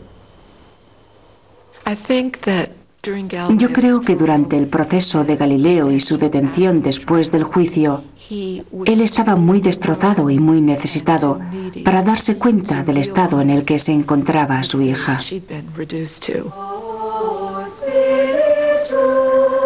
estoy muy bien, pero estoy tan acostumbrada a mi pobre salud que casi no pienso en ello. Y al Señor le place probarme con algún dolor u otro. Le doy gracias y le ruego que os guarde, Señor, que os conserve lo mejor posible.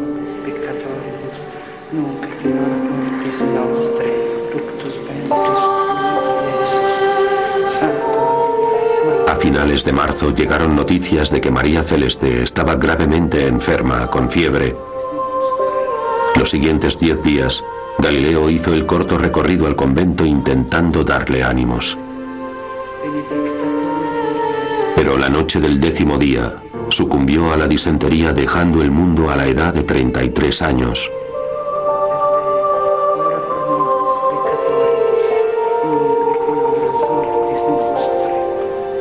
Cuando María Celeste murió, fue como si una luz se apagase en la vida de Galileo.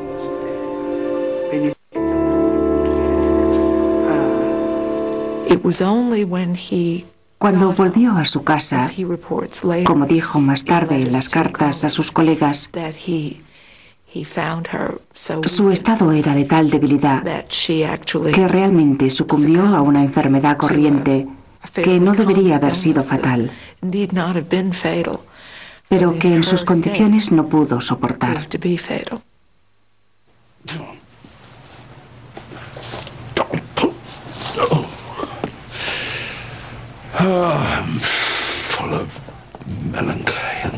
Siento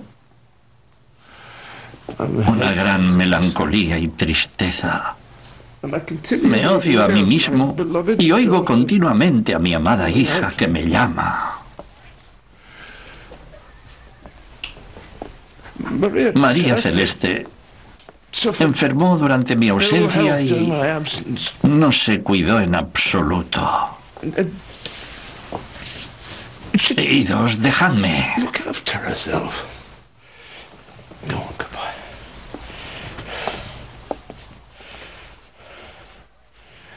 Era una mujer con una mente exquisita, una singular bondad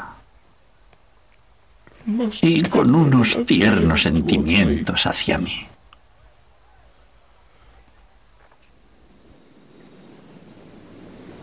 Han sobrevivido docenas de cartas personales de Galileo, pero no se ha encontrado ninguna de las cartas que él escribió a su hija.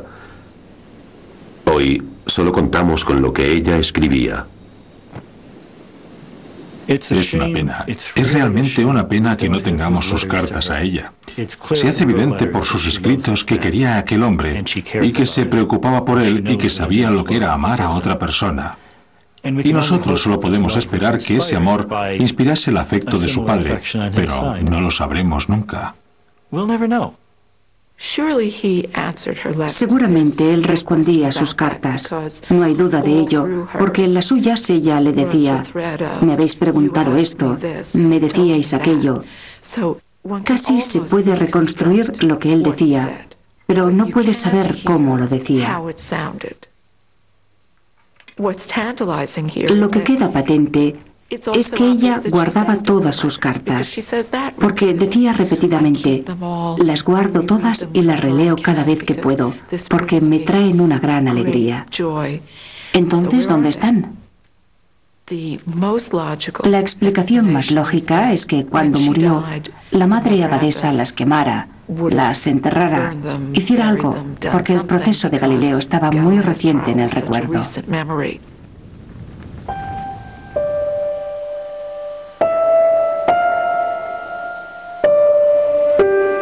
Luchando contra su creciente ceguera y a menudo postrado en la cama, Galileo empezó a reexaminar sus primeras obras.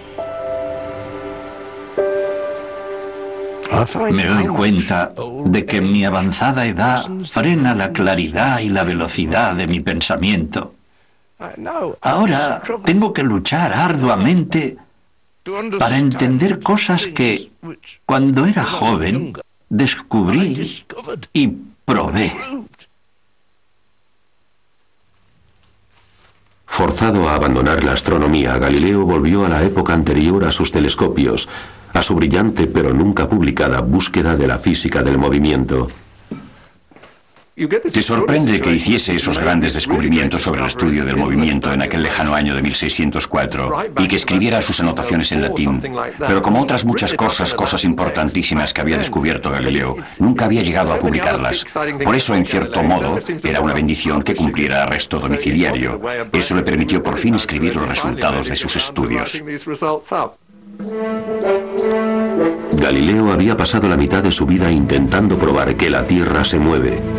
Ahora estudiaba los términos con algo mucho más básico, las matemáticas del propio movimiento. Pero el movimiento es difícil de medir.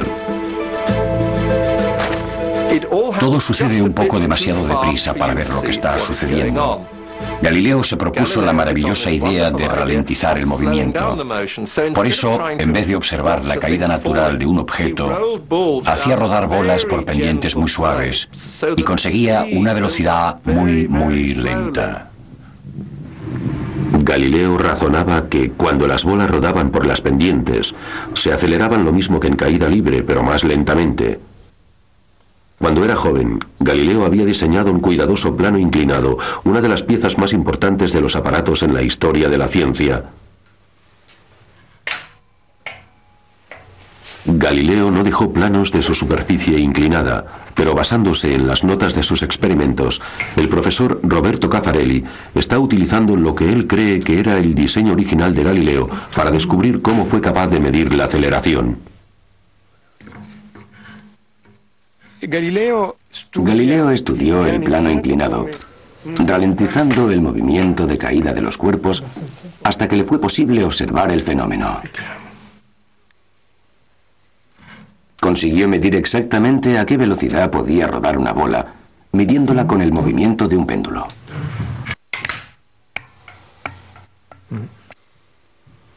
Galileo estaba seguro de que la aceleración progresiva debía estar regida por reglas matemáticas.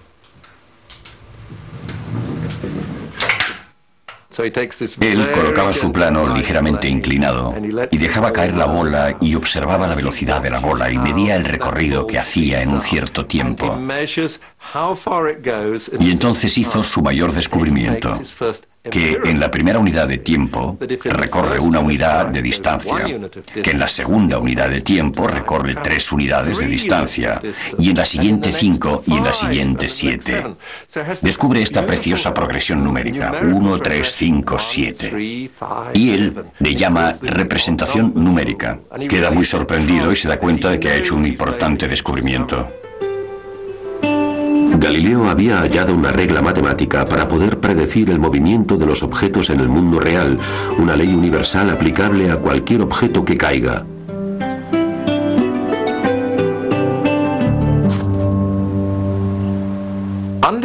Bajo esa maravillosa y empírica ley que había hallado, encontró otra importante ley utilizando la lógica matemática y la deducción.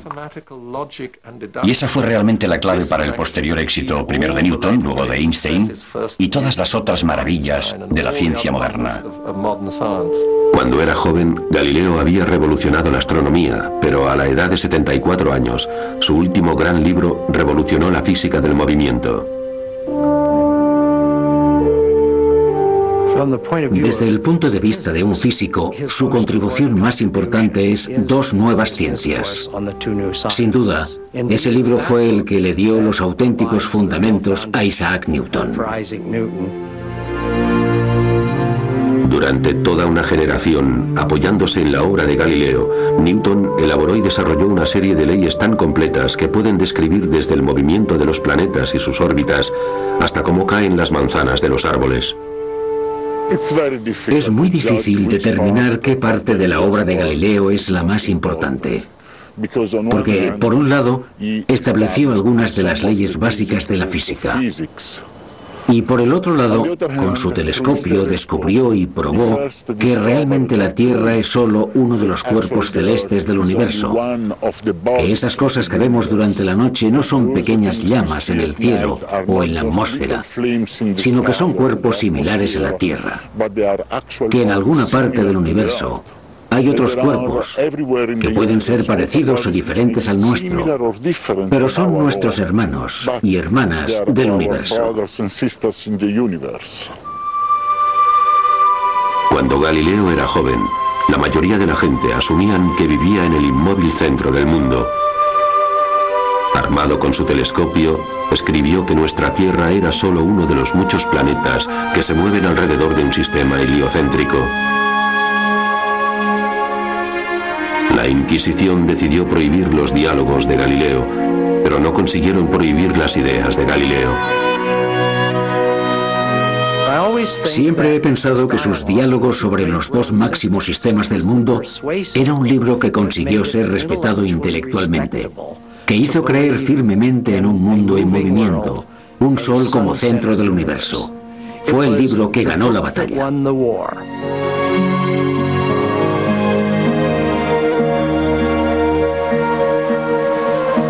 Hace mucho que la Iglesia Católica aceptó la ciencia de Galileo, pero no fue hasta 1992 cuando una comisión papal reconsideró su actuación en el asunto de Galileo.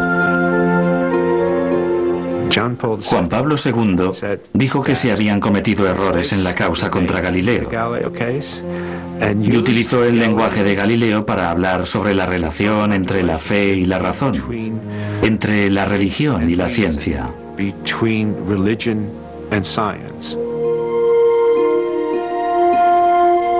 Diciendo que la fe no debe entrar nunca en conflicto con la razón, el Papa Juan Pablo II utilizó las palabras que el mismo Galileo empleó en su defensa. El Papa, como Galileo, creía que las escrituras no pueden equivocarse jamás, pero los teólogos pueden errar en su interpretación. El Papa expresó que la Iglesia lamentaba que el asunto de Galileo hubiese contribuido a un trágico y mutuo malentendimiento entre la religión y la ciencia. A finales del siglo XX, Galileo está casi rehabilitado.